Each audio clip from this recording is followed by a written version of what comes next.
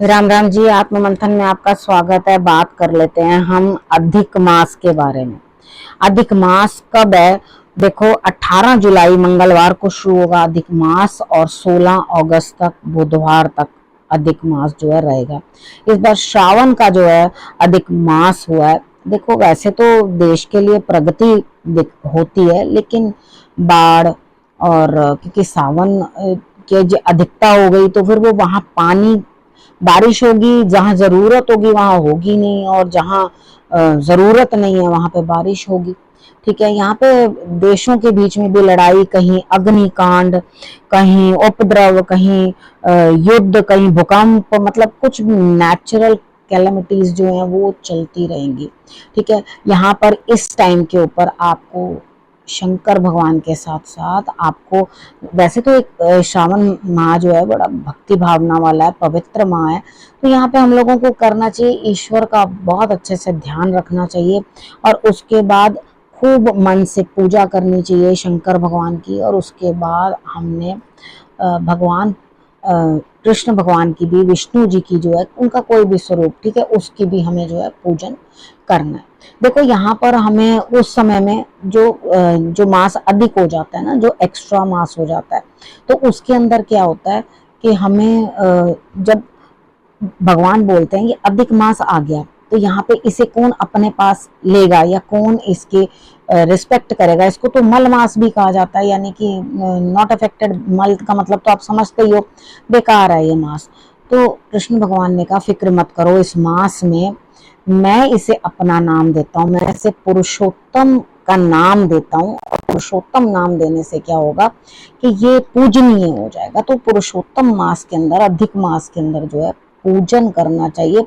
जो मास जो है अधिक हो गया इस बार, जैसे श्रावण, हर हर मास का, जो भी मास आसपास आते हैं उनका फल जो है अलग अलग होता है, लेकिन श्रावण का अलग है फल।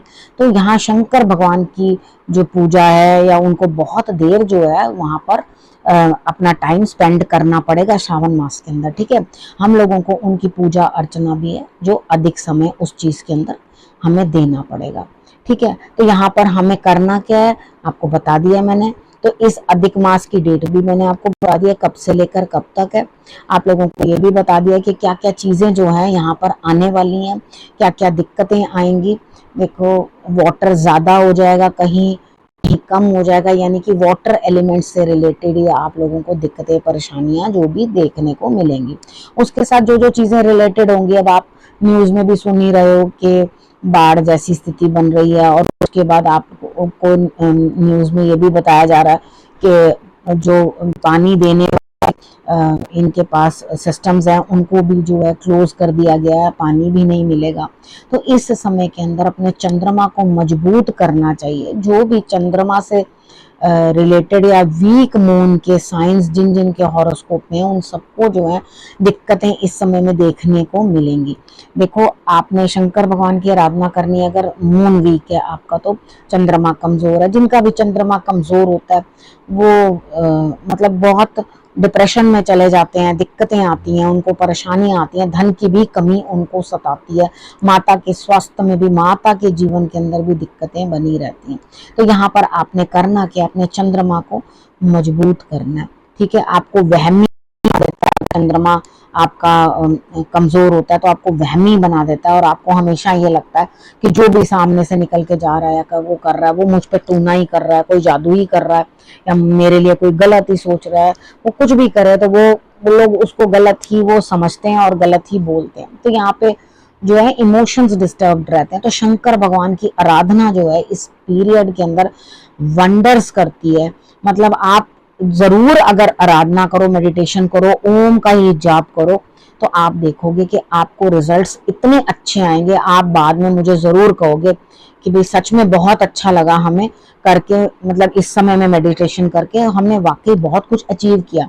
अब अचीवमेंट या उपाय हम लोग, मैं वो भी उपाय आप लोगों को इंस्टा पे भी बताती हूँ, इस पे भी बताती हूँ, आप लोगों को समझाती रहती हूँ, जो आपके बेनिफिट के लिए अभी भी बताऊंगी, आगे भी बताऊंगी, ताकि आप लोग जो है उनको भी करते रहो। देखो, उपाय भी एक अपनी जगह होते हैं, लेकिन उसके बाद क्या होता है, जो हम अपने ऊपर वर्क करते हैं ना वो बहुत महत्वपूर्ण होता है, क्योंकि सबसे पहला तो यही होता है कि हम अपने आप को ठीक करें। अगर हम हॉरोस्कोप भी देखते हैं तो उसके अंदर सबसे ज्यादा क्या होता है, हम लग्न को, लग्नेश को, उसको देखते हैं कि किस तरह से कहाँ कैसे प्रभाव दे रहा है। तो यहाँ सबसे पहले अगर हम अपने आप को, लग्न क्या है, खुद अपना आप है ना, तो यहाँ हम अगर अपने आप को सबसे पहले इस चीज से निकालने की कोशिश करेंगे, ठीक करने की कोशिश करेंगे, और चीजों को वो बेटर अंडरस्टैंडिंग देता है, बेटर समझने की शक्ति देता है और संतोष देता है, सबसे बड़ी बात है। अदरवाइज क्या होगा कि आपको किसी भी चीज में संतोष नहीं आएगा, आपको लाखों मिल जाए, करोड़ों मिल जाए, जितना भी आपको मिल जाए, हमारी बॉडी के अंदर जो भी चीज जो है बैलेंस नहीं कर पाती। सपोज करो किसी को सोचना बहुत ज्यादा है, किसी को हार्ट की कोई दिक्कत है, किसी को वैसे परेशानियां हैं और कोई बीमारियां हैं, तो ये जो टाइम है ना हमें अपने आप को अंडरस्टैंड करने में बहुत हेल्प करता है। ठीक है, हम खुद क्या हैं, हमें खुद क्या करना है, किस तरह से हमें आगे बढ़ना है, किस तरह से हर दिन। अब ये जो बताती हूँ मैं आप लोगों को, जैसे कभी बता दिया आज संक्रांति है जी, आज अधिक मास है, मल मास है, तो इसमें शुभ कार्य नहीं करने, ऐसा नहीं करना, वैसा नहीं करना।